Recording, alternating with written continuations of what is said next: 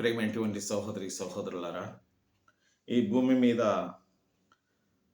బ్రతకగోరుగా కలిగినటువంటి వారు ఎవరైనా ఉన్నారనేటువంటి ఆశ పెట్టుకునేటువంటి ప్రతి ఒక్కరి కొరకు బైబిల్ ఇలా చెప్తుంది.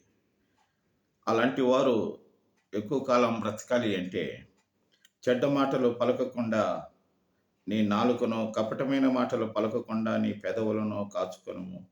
కీడు చేయుట మాని మేలు చేయుము. సమాధానం వెదికి దాన్ని వెంటాడుము. యెహోవా దృష్టి నీతిమంతుల మీదనున్నది, ఆయన చెవులు వారి మరలు ఒగ్గి ఉన్నది. దుష్క్రియలు చేయు వారి జ్ఞాపమునకును భూమి మీద నుండి కొట్టివేయుటకై యెహోవా సన్నిధి వారికి విరోధముగానున్నది.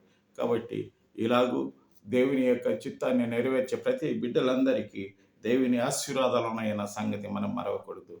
ప్రభువా, మా బిడ్డలందరినీ, ప్రజలందరినీ, భూమి మీద ఉన్నటువంటి ప్రతి బిడ్డలందరినీ కాపాడి ఇది నా ఆశ్రమంతో నింపమని యేసు నామమున ప్రార్థించి వేడుకుంటున్నాం తండ్రి. ఆమేన్.